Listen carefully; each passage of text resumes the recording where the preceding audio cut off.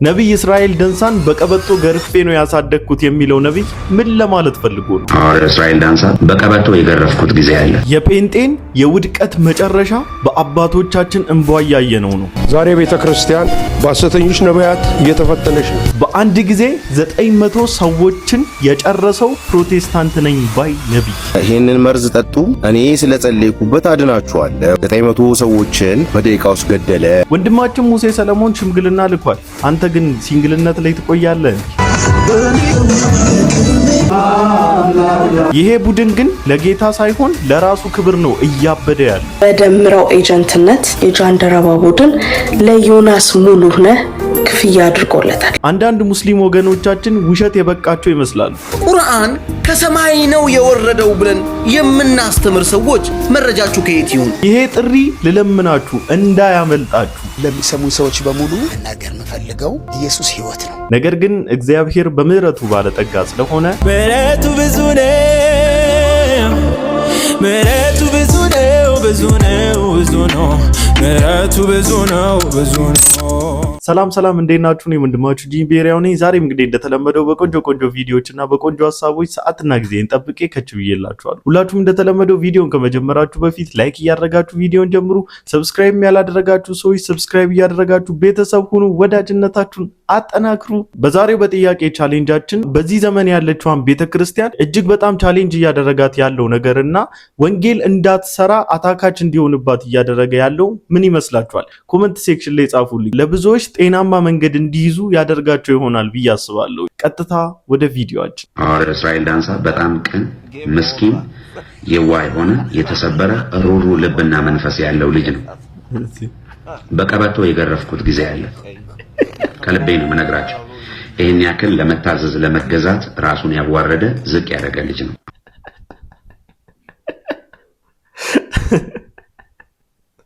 ቆይ እኔ የምለው እንዲህ በቀበቶ ተገርፎ እንደዚህ ተቀጥቅጡ እንደዚህ ልኩን አሳይተው ካልተሻሻለ ካልተለወጠ ሰው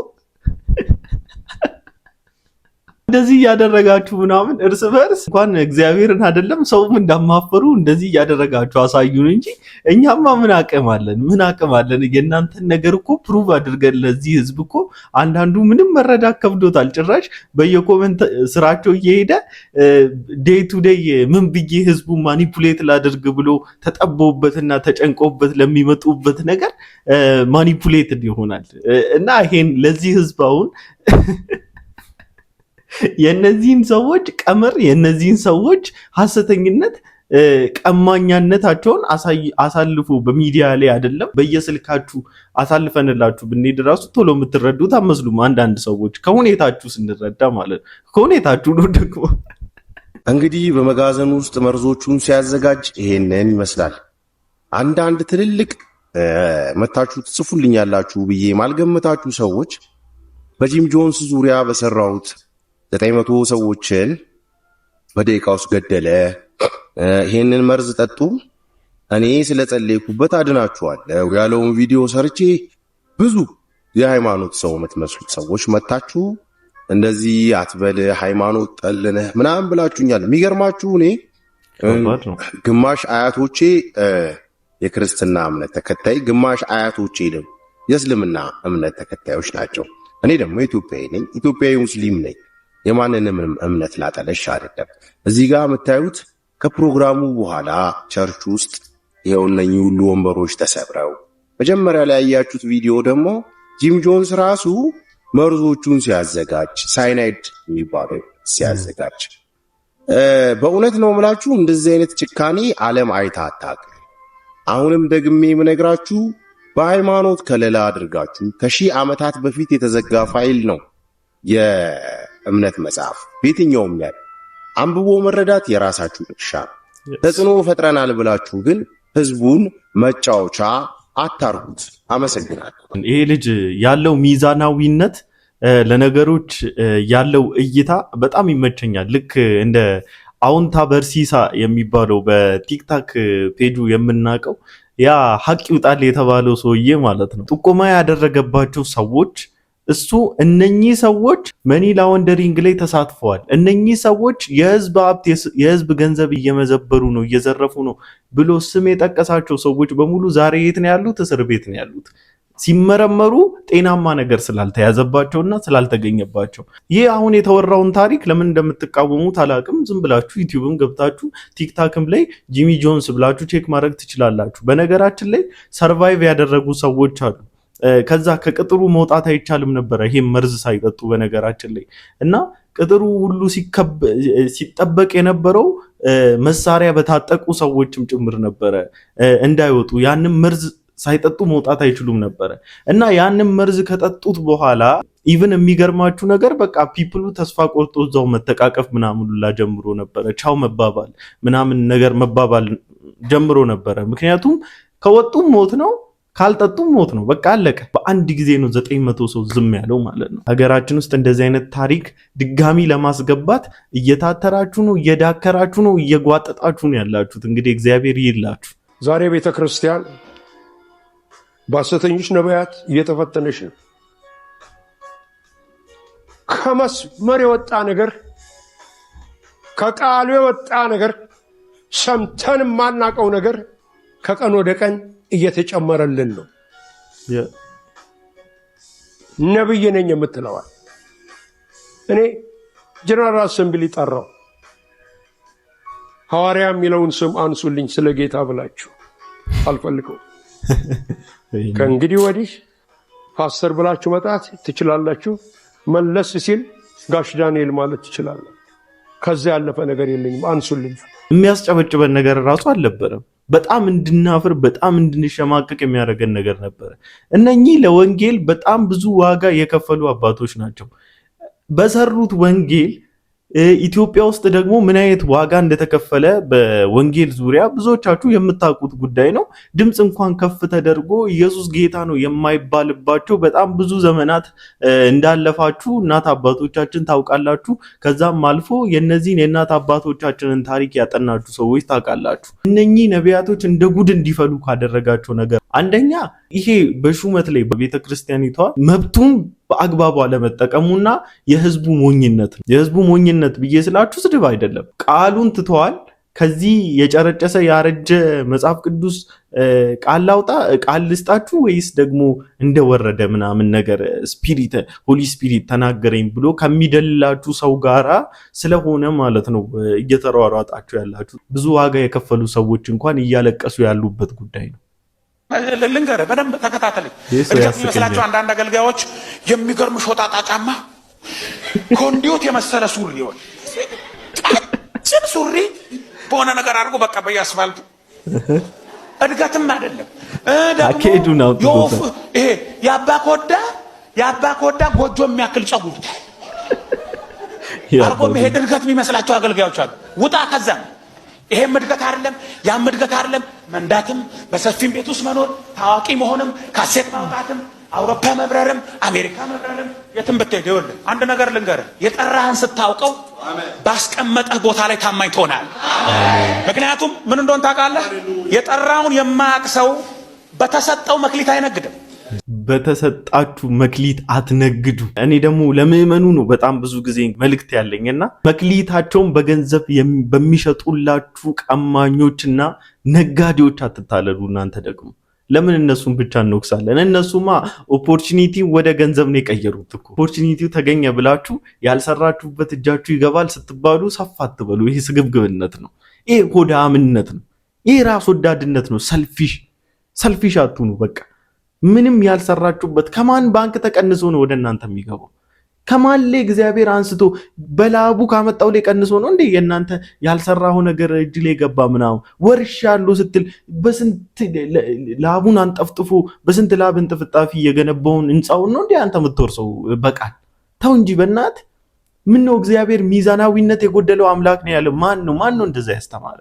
እግዚአብሔር ምንም ሚዛና የሌለው እግዚአብሔር ነገሮችን የማያገናዝብ ነገሮችን የማያመዛዝን የሚያደርገውን የማያውቅ በእናንተ ቃላት ቃል ላውጣ ብላችሁ እግዚአብሔርን እንደምታዙት ተሰምቷችሁ እግዚአብሔርን አሁን እኮ አንዳንድ ነብይ ነን የሚሉና አንዳንድ አገልጋዮች በነገራችን ላይ እግዚአብሔር አይደለም እያዘዛቸው ያለው ወይም እግዚአብሔርን አይደለም እየተከተሉት ያለው እግዚአብሔር እነሱን እየተከተለ እንዳለና እግዚአብሔርን እያዘዙት እነሱ እግዚአብሔርን ካዘዙት ቃል ጋራ እግዚአብሔር አብሯቸው እየሰራ እንደሆነ እኮ ነው ባይዘዌ ፎልስ የሆነ የክርስትና ኢሜጅ ፕሮጀክት እያደረጉ ያሉት ማለት ነው። ታዲያ አሁን እነኚህን ሰዎች እንዴት ነው እንደ አገልጋይ ተቀብላችሁ አብራችሁ ምናምን ነገር እየተሽሞነሞናችሁ የእግዚአብሔርን ቃል ገደል ለመክተት እየጣራችሁ ያላችሁ ትውልዱን ለማስበላት የምትጣጣሩት?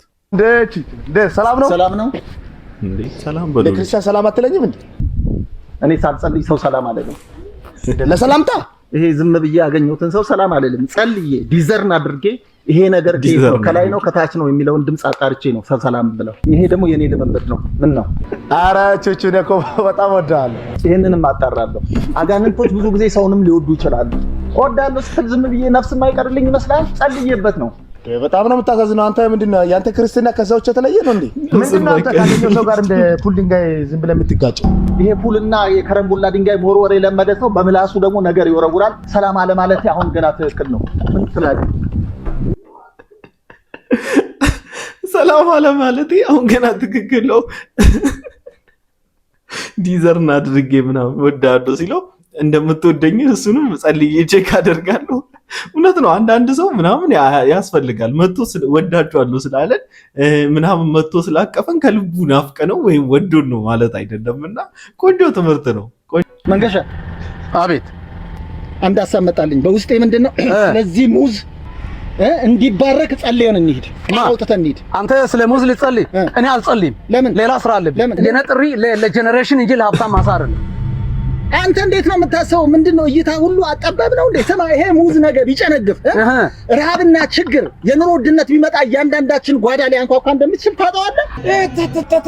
አየኛ ተንታኝ አየ አንተ የእግዚአብሔር ቃል አገልጋይ ነህ እንጂ ስለ ሙዝ ስለ አገሪቱ ተንታኝ አይደለህም። እሱን የሚሰሩ ሌሎች ሰዎች አሉ። አንተ ደግሞ የእግዚአብሔር አውድማ ሰራተኛ ነህ። ስለዚህ ወደዚህ ተመለስ። አትቀላቅል፣ ነገሮችን አታዘበራርቅ። እንዴ ስለ ሀገራችን ሰብል እንጸልይ ማለት ይሄ ክፋት ነው እንዴ? እዚህ ጋር ላስቆም። ከዚህ በኋላ እንደዚህ አይነት ሐሳቦች አእምሮ ላይ የሚመጡ ከሆነ ወንጌልን ተውና ኢኮኖሚስት ሁን አንተ። ይኸው ለኩል ነው የምንራባ ታያለህ። ከምር ይሄ ሰውዬ የሚሰራቸው ድራማዎች ሾርት ድራማዎች በጣም ነው የሚገርሙት፣ በጣም ነው የሚያስተምሩት። በጣም ብዙ ሰዎች ማላገጥ ይመስላቸዋል፣ ግን ያለው ተንጀብል የሆነ ሪያሊቲ ነው። በቃ በምድር ላይ ያለ ሪያሊቲ ነው የሚያወሩት እና ከዚህም በላይ ቢሰሩ ራሱ ደስ ይለኛል። እንደው ፕሮዳክሽናቸው ከዚህ በላይ ሰፋ ብሎ በጣም ቢሰሩ በጣም ደስ ይለኛል። ፕሮፌት ስልክሽን ላኪልኝ ሊጸልይልሽ። እኔ የምልህ አባት ለልጆቹ እንደማያዳላ ልንገርክ ብዬ ነው። ላንተ የሚናገር አምላክ ለኔ ይናገራል። እኔ ጓዳ ገብቼ ሊጸልይ እንጂ አምላኬ ይናገራል። የሚጸልይ ሰው ሁሉ ፕሮፌት ከተባለ እኔም ታዲያ ፕሮፌት ነኝ ለራሴ። خلاص በቃ አለቀ። እኔ ቪዲዮ የምሰራበት ዋናው ፐርፐዝ እንደዚህ የሆነ ነቄ የሆነ ሰው ማየት ስለምፈልግ ነው። ጌታ በቃ እንደዚህ ነቃ ያሉ ልጸልይልሽ ምናምን ገስታውስ እንያዝ። ምን ልታደርግ? ምን ልሰራ?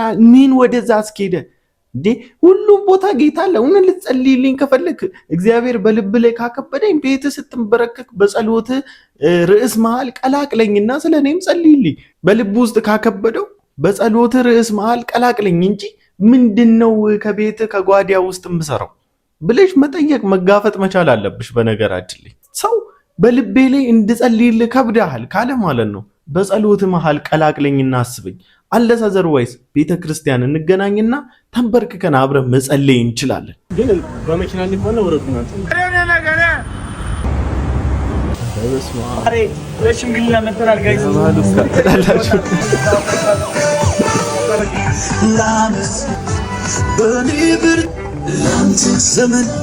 መዝሙሩን ልጨርሱ። ባላገባ እንኳን ቶሎ መዝሙሩን ልጨርሱ። ፈቃዱልኝ። በጌታ ቤት ስትሆኑ በቃ ለሚስታችሁ ሽምግልና ስትለው እንዴት እንደሚቀበለው ወንድማችን ሙሴ ሰለሞን እንኳን ደስ ያለ፣ እንኳን እግዚአብሔር ለዚህ ክብር አበቃ። ባለቤቱም እንኳን ባለቤት መባል ተጀምሯል እንዴ? ብቻ ያው እስክትጋቡ ድረስ ኢንጌጅ በደንብ አድርጋችሁ እስክትጋቡ ድረስ ያው ባለቤት ብለን አንጠራ። እግዚአብሔር እስከ መጨረሻው ተዋዳችሁ ተፋቅራችሁ ከቤተሰብ ጋር አዋዷችሁ ያኑራችሁ። እግዚአብሔር በብዙ ይባርካችሁ። ሙሉ ተትረፍረፉ፣ ለብዙዎች ድረሱ። ኔክስት ማንን ነው የምንድረው? እስቲ በዚህ ኮሜንት ሴክሽን ላይ እስቲ ሰርግ አለብኝ የምትሉ ሰዎች ጻፉልን። እንመጣለን፣ እንበላለን፣ ጥሪ ያድርጉልን። በዚህ አጋጣሚ ኮሜንት ሴክሽን ላይ ጻፉልን። ቀኑን እንመጣለን፣ እንበላለን፣ እንጠጣለን፣ የደስታችሁ ተካፋዮች እንሆናለን።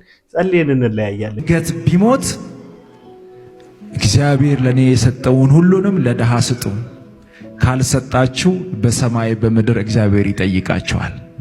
መኪና እጄ ላይ አለ፣ ዘመናዊ ስልኮች እጄ ላይ አሉ፣ እግዚአብሔር የባረከኝ በረከት እጄ ላይ አለ። ከሰጠኝ ሁሉንም ሰጣለሁ ብዬ ለእግዚአብሔር ነግሬዋለሁ። በጣም ከበድ እያለኝ ሲመጣ ቤተሰቤን ሰብሰብ አደረግኩና ወንድሜ እዚህ ጋር ምስክር ነው፣ በድንገት ቢሞት እግዚአብሔር ለኔ የሰጠውን ሁሉንም ለድሃ ስጡ፣ ካልሰጣችሁ በሰማይ በምድር እግዚአብሔር ይጠይቃቸዋል። ወንድሜ ብያለሁ አላልኩህም? ዋው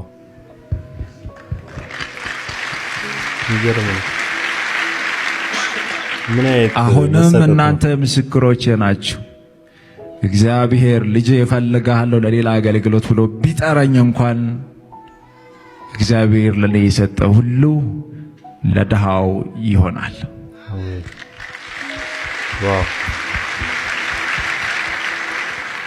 ታዲያ ከኔ ምን ተማራችሁ? ገንዘብ አለ፣ ስልጣን አለ፣ ስም አለ፣ ሁሉ ነገር የሚቀር ነው። ሁሉን ነገር የምትተውት ነው። የሆነ ጊዜ ከበድ ብሎ ሲመጣ፣ የሆነ ጊዜ ጫንቋችሁ፣ የሆነ ጊዜ ሁሉ ነገር ተሰብስቦ ሲመጣ ሁሉ ነገር አንድ ይሆናል። የምንሄደው ወደ እግዚአብሔር ጋር ነው። ያለንን ነገር ሰብስበን ወደ ሰማይ ይዘን አንሄድም። የተሰጠን ኪሳችን ሙሉ የሆነው፣ ቤታችን ሙሉ የሆነው፣ አካውንታችን ሙሉ የሆነው እግዚአብሔር ለሌሎች ለሌላቸው እንድንሰጥ እንጂ እንድትጠቀሙበት አይደለም። ባላደራዎች ናችሁ። ለእግዚአብሔር ቤት የተሰጣችሁን ስጡ፣ ድሃውን መግቡ። በየሆስፒታሉ ታሞ ገንዘብ በማጣት ምክንያት ለሚሞቱ ሰዎች ገንዘብ ስጡ፣ ይታከሙ። እግዚአብሔር ደግሞ በእጥፍ ይሰጣቸዋል። ስለ ማስተር አብነት ከበደ ሳስብ በልቤ የሚመጣው ነገር ምን መሰላችሁ? ማስተር አብነት ከበደ መስጠት ብቻ አይደለም ከእግዚአብሔር ጋር የተለማመደው ማለት ነው። ከእግዚአብሔር የወሰደው ነገር መስጠትም ብቻ አይደለም መሰጠትም ጭምር ነውና አንዳንድ ሰዎች መሰጠት የሌለበት መስጠት ስለሚሰጡ በሚሰጡት ነገር ወይ ወደ ቢዝነስ ሊቀይሩት ነው፣ ወይ ለሚዲያ ፍጆታቸው ሊጠቀሙት ነው፣ ወይ ለገጽታ ግንባታ ለኢሜጅ ቢልዲንግ ነው። እና እግዚአብሔር ሁላችንንም ይሄ መረዳት በልባችን ውስጥ ያብራልን። ከኋላ የምትመለከቷቸውን ፕሮፌት ገቢ ጉተማን ስንቶቻችሁ ታውቋቸዋላችሁ? በዚህም ታዲያ ፕሮፌት ገቢ ጉተማም እንደምትመለከቱት ለነዚህ እናቶችና ለአቅመ ደካሞች ቤቱን ሰርተው አስረክበዋል። እንዲሁም ደግሞ የቤት ዕቃ ሙሉ አሟልተዋል። አንዳንድ አጎብዳጅ ኦርቶዶክሳውያን የኢትዮጵያ ኦርቶዶክስ ቤተክርስቲያንን ጠንቋይና መተተኛ ብለው ከሚያንቋሽሹ ከሚያዋርዱ ወረበሎች ጋር የሼር መስራት ጀምረዋል። እንግዲህ ብሩክ ኒውስ ከዚህ በፊት እንደምታውቁት እንግዲህ ሙታንሳ ማር ቅዱስ ሚካኤል ቤተክርስቲያን ጋር በተገናኘ ከመነኮሳቱ ፈርቅ ይዟል፣ ገንዘብ ተቀብለዋል፣ ዘርፏል የሚል ብዙ ሐሜት ሲወራበት ነበረ።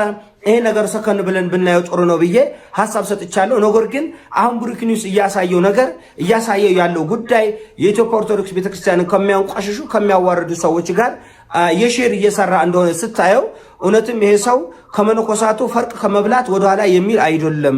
ከገዳማውና ላይ የሆነ ፈርቅ መያዝና መዝረፉ የሚቀር አይመስልም ብዬ እንዳስብ እያደረገኝ ነው። እና ብሩክ ኒውስ እጅግ በጣም ተሳፍራል። ስንት ክፍል ነው ወደ እንዴ ቤተ ክርስቲያንን ከሚያንቋሽሹና ከሚያዋርዱ ሰዎች ጋር እንዴት የሼር ልትሰራቻል? እሱ እጅ ላይ ገባል ነው። ይሄ ነው በተመለከተ ጥብቅ መረጃ አለ፣ ጥብቅ ገንዘብ አለ። በል እናንተ የምታውቋቸው እኛ የምናውቃቸው ናቸው። እና ከነዚህ ሰዎች ጋር ይሄን ያህል በሽርክና እጅና ጓንቶ ናቸው የምትሰሩበት ምክንያት ምንድን ነው? እነዚህ ሰዎች ዛሬ ኦርቶዶክስ ቤተክርስቲያን እንድትንጓጠጥ እንድትዋረድ ታቦታቱ በየቦታው የሚሰድቡ የሚያንጓጥጡ ውርጋጦችን ያደራጁ እነዚህ ሰዎች ናቸው። እና ስንት ቢከፍላችሁ ነው ማጎብደዱ? ስንት ቢከፍላችሁ ነው?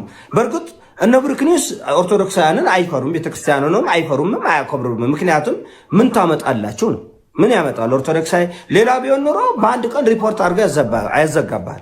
ሌላው ቢሆን ኖሮ በአንድ ቀን አንፎላ አድርጎ ያስደነብራል። ኦርቶዶክሳውያን ወጣቶች ጋር ግን ከአራጁም ከአሳዳጁም ከአንጓጣጩም ጋር ስለምናሽኮረው ጉድ ክብራችንን ስላልጠበቅን እንዴት ነው በዚህ ዘመን ኢትዮጵያ ኦርቶዶክስ ቤተክርስቲያን በዚህ ደረጃ ፈተና ሊገጥማት የቻለው ብለው እኮ የሚጠይቅ የለም። እኔ አሁን ትልቁ መሻቴ የእውነት ኦርቶዶክሳውያን ወጣቶች ሚዛናዊዎች ከሆናችሁ እንደዚህ አይነት ነቀርሳዎችን እንድትናገሩ እንፈልጋለን።